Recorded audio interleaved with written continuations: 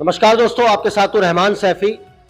और सन 2024 के लिए इस चुनावी यात्रा का आगाज करते हुए आज पहुंचा हूं भाजपा के शादरा जिले के उपाध्यक्ष और साथ ही निगम पार्षद वार्ड नंबर 215 भरत गौतम साहब के पास। जैसा कि आपने देखा पिछले प्रोग्राम में मैं संदीप कपूर जी से बात की थी और आज इसी तरह से भरत जी के पास पहुंचा हूं और ये जानने की कोशिश कर रहा हूं दिल्ली की जनता के लिए कि दिल्ली की जनता का जो रुझान है और शादरा की जनता खासतौर पे सन 2024 इस प्रधानमंत्री जी के लिए किसके चेहरे को और क्यों पसंद करना चाहती है या क्यों पसंद करेगी, इन सारे सवालों के जवाब मैं भरत जी से आज लेकर आपके सामने रख रहा हूं। भरत जी, आपका बहुत बहुत स्वागत है। और सबसे पहले तो मैं ये बात कहना चाहता हूं कि हमारे इस वार्ड नंबर 215 के कर्मचारी बेहद आपसे खुश हैं और सब आपकी तारीफ करते हैं। मैंने कभी ऐसा माहौल नहीं देखा। और उसी बात का आगाज करते हुए यही बात पहला सवाल यही बात जानना चाहता हूं कि 2024 के इस चुनावी महासंग्राम में प्रधानमंत्री जी का जो चेहरा है वो आप किसे देखते हैं? लोग कह रहे हैं मोदी जी भी हो सकते हैं, योगी जी भी हो सकते हैं, राहुल जी भी हो सकते हैं, नीतीश जी भी हो सकते हैं, ममता जी हो सकती हैं, बाकी पूरा विपक्ष जो आज आपके सामने देख रहे हैं जिस तरह का माहौल चल रहा है, कौन हो सकता है और क्यों? आप लगातार 10 साल से देश में विकास देखते आ रहे हैं, तो मेरे को ऐसा लगता है कि ये तो सवाल उठता ही नहीं कि कौन हो सकता है। हमारा प्रधानमंत्री एक और एक ही प्रधानमंत्री नरेंद्र मोदी जी हुए। लोग अटकलें लगा रहे हैं कि इस बार जो है योगी जी का चेहरा भी हो सकता है प्रधानमंत्री के लिए। योगी जी हमारे बहुत सीनियर लीडर हैं, एक राज्य के मुख्यमंत्री भी हैं, बखूब वहाँ पे बहुत विकास चल रहा है, लेकिन प्रधानमंत्री के तौर पर प्रधानमंत्री नरेंद्र मोदी जी बहुत अच्छा काम संभाल रहे हैं। दूसरा, जो सबसे बड़ा देश में इस टाइम हम जैसे माहौल देख रहे हैं, तरह तरह की घटनाएं, दुर्घटनाएं हमारे सामने आ रही हैं और कहीं ना कहीं लोगों में आज ये बात उठ रही है कि भाजपा को नहीं, इस बार हम विपक्ष को जिताएंगे। क्या ऐसा मुमकिन है या सिर्फ ये एक विपक्ष की जो है रणनीति जनता को बलगलाने के लिए आ रही है? ये विपक्ष की साजिश चल रही है। विपक्ष हतोताश है। हम आज़ादी के अमृत काल में हैं और जब हम आज़ादी के अमृत काल में 75वां महोत्सव बना रहे हैं तो हम 75वें महोत्सव के साथ शताब्दी महोत्सव की तैयारी कर रहे हैं। अच्छा। जो आज देश के प्रधानमंत्री जी विकास योजनाएं लेके आ रहे हैं, जो सेमी बुलेट ट्रेन लेके आए हैं, जो डेवलपमेंट के नए नए काम चल रहे हैं, आप वो देखेंगे कि आने वाले 25 साल की नींव रखी जा रही है एक देश की। जो आज आप अपने चारों तरफ विकास के काम देख रहे हैं, आप उसको सोच के देखिए कि आने वाले 25 साल बाद जब देश आजादी का 100वां महोत्सव बना रहा होगा तो देश किस रूप में होगा। और प्रधानमंत्री जी का तो सपना है कि वर्ल्ड की टॉप 3 इकोनॉमी में से एक हमारे देश की इकोनॉमी होगी। लेकिन फिलहाल तो सर इकोनॉमी का हालत बहुत ज्यादा खराब है और कहीं ना कहीं भुखमरी की कगार पे हम सब, क्योंकि देश में इस तरह का माहौल चल रहा है। और देश में हम देख, अभी हम हाल फिलहाल की बात करते हैं, टमाटर का स्तर इतना चला गया।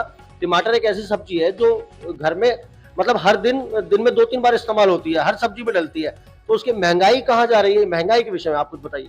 देखिए, ये प्राकृतिक आपदा का कुपरिणाम है। आप देख रहे हैं कि लगातार इतनी बाढ़ आई है, बारिश हो रही है, तो उसके कारण किसानों की फसल खराब हुई है। उसी का ही एक दुष्परिणाम है जो टमाटर इतना महंगा हुआ है। सरकार फिर भी लगातार हर मोर्चे पे जनता की मदद के लिए, चाहे हफेड हो चाहे नफेड हो, उसके माध्यम से सस्ते टमाटर मुहैया करवा रहे हैं। सर, महंगाई की बात तो आपने बताई टमाटर की, लेकिन कहीं ना कहीं चाहे वो आटा हो या घर में रसोई के इस्तेमाल होने वाली कोई भी चीज हो, महंगाई का स्तर तो अपनी जगह पे बढ़ रहा है ना। तो देश के प्रधानमंत्री और खुद भाजपा सरकार, केंद्र की भाजपा सरकार इस सब को रोकने के लिए क्या रणनीति बना रही है, वो मैं जानना चाहता हूँ आपसे। हेमंत जी, आप देखेंगे कि विश्व में एक युद्ध का दौर चल रहा है। लगातार 1.5-2 साल से एक युद्ध चल रहा है, यूक्रेन और रशिया का। उसका परिणाम स्वरूप सब चीजें महंगी हो रही हैं। जब कहीं पे कोई दुर्घटना घटती है तो उसका परिणाम भुगतना पड़ रहा है, कई चीजों पे असर पड़ता है। लेकिन आप देखेंगे केंद्र सरकार प्रधानमंत्री नरेंद्र मोदी जी के नेतृत्व में लगातार उससे निपटने के तत्पर है। हर जगह पे जनता के साथ खड़ी हुई है, जनता की मदद कर रही है। क्योंकि आप शादरा में हम हैं इस टाइम और आप इस शादरा के निगम पार्षदों में से एक निगम पार्षद हैं। शादरा की जनता के लिए क्या केंद्र की तरफ से सुविधाएं, क्या फैसिलिटीज यहाँ की महिलाओं के लिए, शिक्षा के लिए, रोजगार के लिए, किस तरह की योजनाएं? आप अभी जिस कार्यालय में बैठे हैं ये भी भाजपा के कार्यकाल में बना। अच्छा। आप इस कार्यालय के पास में बारात घर देख रहे हैं तो भी भाजपा के कार्यकाल में बना। इस बारात घर के साथ में एक पुराना बारात घर भी है, वो भी भाजपा के कार्यकाल में बना। यहाँ मल्टी लेवल पार्किंग बन रही है तो वो भी भाजपा के कार्यकाल में बनी। यहाँ पे पार्कों का जीर्णोद्धार हुआ तो वो भी भाजपा के कार्यकाल में हुआ। आप जितने भी विकास योजना देखेंगे सभी भारतीय जनता पार्टी के कार्यकाल में हुई, हमारे प्रधानमंत्री नरेंद्र मोदी जी के मार्गदर्शन में। सर, जो यहाँ की जो इंडस्ट्री है जिसमें युवाओं को रोजगार चाहिए, चाहे वो प्राइवेटेशन हो चाहे वो गवर्नमेंट की जॉब हो, उसके लिए क्या है सर? सरकार लगातार रोजगार मेले लगा रही है। आप देखें कड़कड़डूमा में भी अभी हाल फिलहाल में रोजगार मेला लगा था जहाँ पे 4-4.5 बच्चों को रोजगार मिला है, ऐसी जानकारी हमें मिली है। और हम भी बात कर रहे हैं कि अपने क्षेत्र में भी ऐसा एक अच्छा रोजगार मेला लगाया जाए। बाकी सरकार का प्रायोरिटी रोजगार से ज्यादा आपके व्यवसाय के लिए। सरकार लगातार कहती है कि एक व्यवसायिक बने, अच्छा व्यवसायिक बने, उसके लिए सरकार मुद्रा योजना लेके आई। छोटे छोटे जो रेडी कुमचे वाले हैं उनको नॉन कोलेटरल लोन देने की हमारी तरफ से कोशिश रहती है। एमएसएमई के माध्यम से उन्हें मदद करने की कोशिश रहती है। अनेकों अनेक माध्यम सरकारी महकमों से हम उनको मदद करते हैं ताकि वो एक अच्छे उद्यमी बने। सर, एक बहुत ही सवाल मुझे याद आया, अभी हाल फिलहाल की बात है। वो दिल्ली के मुख्यमंत्री अरविंद केजरीवाल के अंडर में चलती हुई जो निगम सरकार है इस टाइम, जिसकी मेयर शैली ओबरॉय जी हैं, हमने देखा कि भाजपा के कार्यकाल में 1100 रुपए बच्चों को मिलते थे, लेकिन अभी अटकलें ये लगाई जा रही हैं, सुनने को ये मिल रहा है कि वो घटाकर 600 रुपए कर दिया गया है, वो जो भत्ता है। क्या दिल्ली सरकार से अब भाजपा बात करेगी, धरने पे बैठेगी या क्या रणनीति बनाएगी? हमने अपने शीर्ष नेतृत्व से, प्रदेश के नेतृत्व से बात करी है इस विषय को लेके। देखते हैं उनकी तरफ से अभी क्या आगे का दिशा निर्देश होती है। हम लगातार मुख्यमंत्री जी और हमारे दिल्ली नगर निगम की महापौर पे विरोध जता रहे हैं। सर, वो विरोध तो माने नहीं। जब से सत्ता में अराजकता ही फैला रहे हैं। आप देखेंगे दिल्ली में जब बारिश हुई, दिल्ली का क्या हाल हो गया। ऐसा नहीं है कि बारिश पहली बार हुई हो या हथनी कुंड बैराज से पहली बार पानी छोड़ा गया, इससे पहले भी बहुत पानी छोड़ा गया। आने वाले पिछले 3-4 साल में भी पानी छोड़ा गया था। दिल्ली की नगर निगम सरकार जो पिछले 8 महीने से आम आदमी पार्टी के हाथ में शैली ओबरॉय जिसकी मेयर है, बिल्कुल हर महकमे पे, हर लेवल पे जाके फ्लॉप हो रही है। आप शादरा में ही देखेंगे तो आपको जगह जगह पे तालाब दिख जाएंगे बारिश के दौरान में। हम लिखित में मेयर को दे के आए थे कि मैडम मेयर, मेरे यहाँ पे यही जगह पे वाटर लॉगिंग होती है, कृपया इसको सुधारने के लिए कोई योजना बनाई जाए। अभी तक उस पर भी कोई जवाब नहीं मिला है। सर, लेकिन प्रेस कॉन्फ्रेंस कर वो इतनी सारी योजनाओं का घोषणा करे जा रही है, लेकिन साथ कर तो कहीं पे भी कुछ नहीं हो रहा ना। दिल्ली की जनता का ये जो जितने वादे किए गए मुख्यमंत्री अरविंद केजरीवाल जी की तरफ से या मेयर मैडम की तरफ से, कोई भी वादा अभी तक साथ कर नहीं हो रहा। कर्मचारियों को 1 तारीख को सैलरी देने की बात थी। आज सर, आज 8 तारीख हो गई, आज हम 10 तारीख में बैठे हुए हैं, लेकिन अभी तक कर्मचारियों को सैलरी नहीं पहुंच पाई है। हमें तो ऐसा लगता है पिछले 8-9 महीने से दिल्ली नगर निगम योजना और घोषणा पे ही चल रहा है, बस जमीन पे कोई काम ही नहीं हो रहा है। आप कोई एक नीति बताइए। ये कह के आए थे कि कच्चे कर्मचारियों को पक्का करेंगे। मेरे भाई आज भी सफाई कर्मचारी परेशान हो रहे हैं।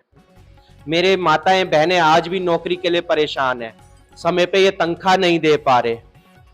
सर, वो जो इतने सारे वादे किए गए कि हम अगर दिल्ली में आम आदमी पार्टी की निगम सरकार बना देंगी, जनता बना देगी दिल्ली की, या कर्मचारी बना देंगे, तो उनको सारी सुविधाएं, वर्दी, जितने भी लाभांश हो सकते हैं वो मिलेंगे, लेकिन सर वो तो तनख्वाह भी नहीं दे पा रहे समय से अभी तक। रहमान जी, आप दिल्ली नगर निगम को देखेंगे तो पिछले 8-9 महीने से इतना बुरा हाल है। तनख्वाह छोड़िए, ये जिज्ज अपने मैनिफेस्टो को उठा के देख लें, और पिछले 8-9 महीने में मैनिफेस्टो में इन्होंने कराई क्या है। हाउस में हम बात रखने की कोशिश करते हैं तो हाउस को एडजर्न करके चली जाती है। 2 बजे हाउस बुलाती है तो मैडम मेयर 2:30, 3-3 बजे तक हाउस के अंदर आती है। ये नगर निगम को सीरियसली ले ही नहीं रहे हैं। नगर निगम को एक मजाक बना के रख दिया है। मुख्यमंत्री ने अपना पुंगू बना लिया है नगर निगम को। एक इशारों पे नगर निगम चल रही है। कभी इधर से इशारा करते हैं मेयर को कि ऐसा कर लो, कभी किसी टेबल से इशारा होता है ऐसा कर लो। मेयर का अपना खुद का विवेक ही नहीं दिखाई देता है हमें। सर एक सवाल जो बहुत बड़ा और कर्मचारियों के लिए कहीं ना कहीं ज्वलनशील बन गया है।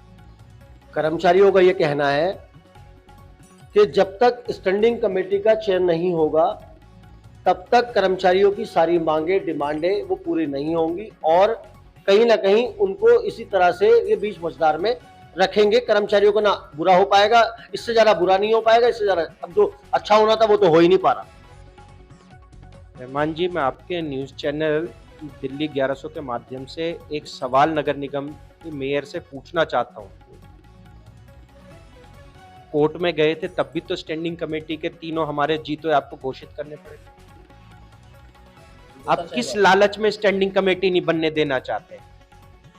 आप किस लालच में जोन कमेटीज नहीं बनने देना चाहते? आप किस लालच में वार्ड कमेटीज नहीं बनने देना चाहते? हमें तो कहीं ना कहीं इसमें भ्रष्टाचार की बू आती है। शायद नगर निगम को मेयर अपनी उंगलियों पे नचाना चाहती है। नगर निगम में कहीं ना कहीं अंदर खाने भ्रष्टाचार बढ़ाते जा रहे हैं, इतना चरम तक पहुंचाए जा रहे हैं ये लोग। ये इसीलिए नहीं बनने देना चाह रहे कि क्योंकि नगर निगम में और कमेटीज बनेंगी तो इनको वॉच करा जाएगा, इनके कामों को बाइफिकेट किया जाएगा।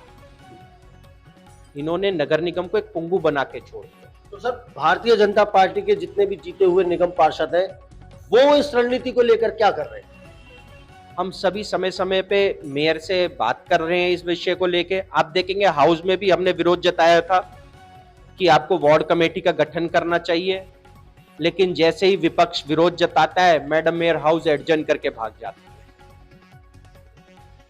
सर एक लास्ट सवाल मेरा ये रहेगा, तमाम कर्मचारी इस टाइम आपको देख रहे हैं, दिल्ली के तमाम कर्मचारी निगम के, वो ये जानने की कोशिश कर रहे हैं, समझने की कोशिश कर रहे हैं कि अब दिल्ली नगर निगम में जो सरकार बैठी है उसके राज में उनके जीवन का भविष्य, उनके बच्चों की शिक्षा का भविष्य, उनके घर मकानों का भविष्य, उनकी बेटियों की होने वाली शादी का भविष्य क्या है? मैं अपने सभी निगम के कर्मचारी भाइयों और बहनों को विश्वास दिलाता हूं, मैं हर संघर्ष में उनके साथ में खड़ा हूं। मैं सदन में भी उनके लिए खड़ा हूं और मैं सदन के बाहर सड़क पे भी उनके साथ में खड़ा हूं। मैं आपके ही समाज का बच्चा हूं और आपके साथ हमेशा कंधे से कंधा मिला के खड़ा हूं। तो कहीं ना कहीं दिल्ली नगर निगम की जितनी भी घोषणाएं हैं, जैसे अभी गौतम साहब ने बताया, वो सब योजना और घोषणा में ही चल रहा है। सब कुछ ये हकीकत है, रोज प्रेस कॉन्फ्रेंस होती है लेकिन रिजल्ट धरातल पर कुछ नहीं होता। तो दोस्तों बने रहिए हमारे साथ, मिलते हैं आपसे अगली खबर में। जब तक के लिए जय हिंद, जय भारत, जय संविधान।